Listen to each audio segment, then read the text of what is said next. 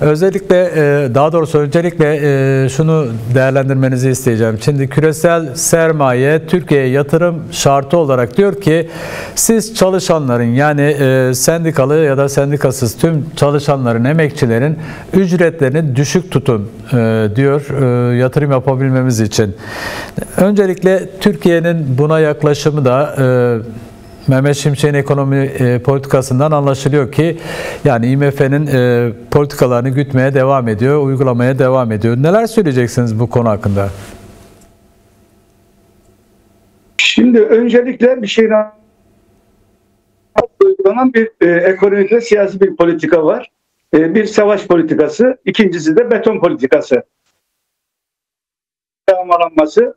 Dolayısıyla geldiğimiz aşamada siyasal iktidarın uluslararası sermayeyi ülkeye çağırabilmesi için yapacağı tek şey var. Ücretleri baskılamak, çalışma koşullarını ağırlaştırmak. Mesela geçtiğimiz günlerde biliyorsunuz turizm sektöründe başlıyor ama bu sadece turizm sektörüyle sınırlı kalmayacağını düşünmek lazım. Haftada bir gün tatil olan işçilerin tatil gününü 10 artı bir güne çıkarıyor. Arkasından tabii tazminat gibi bir sorunumuz var. Önümüzdeki günlerde bu tazminatın belki şöyle demeyecekler, tazminat vermiyoruz demeyecekler ama fona devredilmesi gibi bir durumda söz konusu olacak. İşte bugün 600 bin kamu işçisini ilgilendiren bir toplu sözleşme görüşmeleri var. %24'te sınırladılar ki ciddi bir baskılama biliyorsunuz. Evet. Yani açlık sınırı 4 kişilik ailenin gıda fiyatı 26 bin lira civarında. Yoksulluk sınırı 85 bin. Tek kişilik bir işçinin normal gideri 42 bin lira. Yani şunu demek istiyorum. Önümüzdeki süreçler bakımından da var olan iktidarın elinde başka argümanı falan yok. Ücretleri düşürecek. Çalışma koşullarını ağırlaştıracak. Var olan elde avuçta var olan haklar zaten gasp ediliyor, iyice gasp edilmeye çalışılacak. Öbür tarafta biraz önce haberlerinizde gördük işte bir Orman Genel Müdürlüğü'nün şeyler karşısında, yangınlar karşısındaki tutumunu yani doğayı da gözden çıkarmış durumda. 16 milyon, 15 milyona yakın emekli zaten onların gözünde çöp durumuna gelmiş durumda yani vermiş olduğu ücretle yani elinden gelse hepsini buzdolabına koyup donduracak, bütün hakları da muaf hale getirecek. Bu kadar pervasız bir durumla karşı karşıyayız. Zaten uluslararası sermayede ucuz iş gücü arıyor. Evet. Nerede bir ucuz iş gücü varsa orada yatırım yapmak ister. Dolayısıyla da hem bugün hem önümüzdeki süreçler bakımından, emekçiler bakımından çok zorlu bir süreç olacak. Yani siyasal iktidara bağlandığı koşullarda. Ama şunu da söylemekte fayda var. Evet. Toplum çok huzursuz.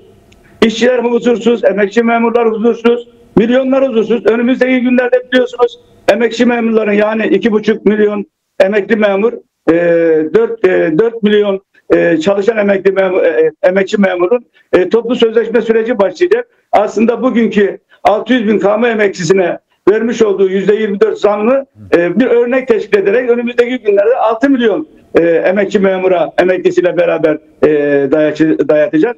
Yani demek istediğim şey şu hocam.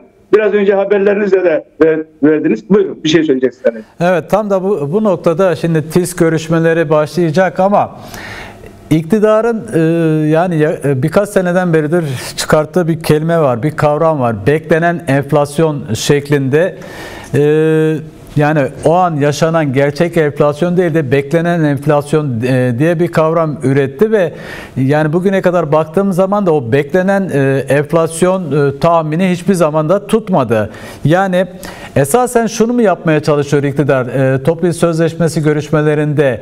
Yani ben beklenen enflasyon üzerinden size şu kadar zam yapacağım şeklinde, ücretlere bu kadar zam yapılacak şeklinde esasen yine kendi rakamını dayatmaya mı çalışıyor?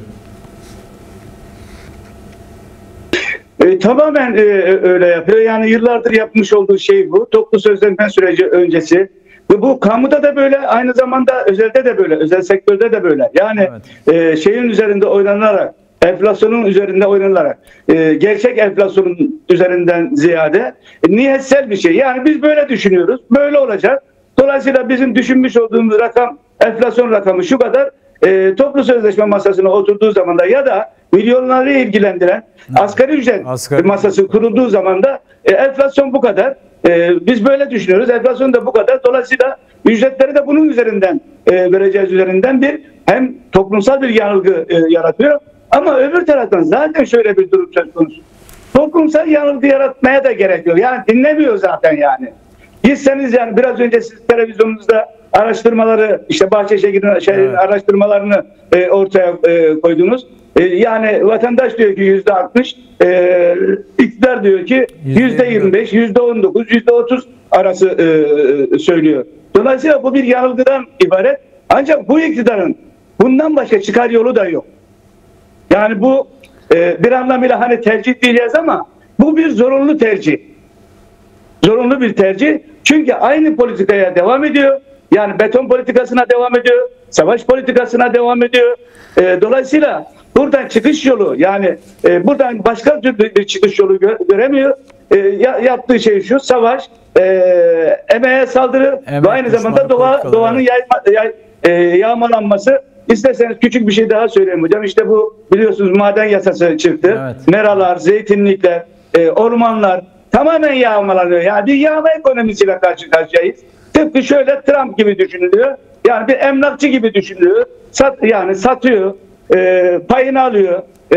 Öte tarafta da işte işçilere, emekçilere yönelik çok tepeden bakan, onların yaşam haklarını düşünmeyen. Tabii burada altını çizmeye çalıştığım şey şu, belirtmek isterim. Tabii ki bu ülkedeki sendikalara güveniyor. Konfederasyonlara güveniyor.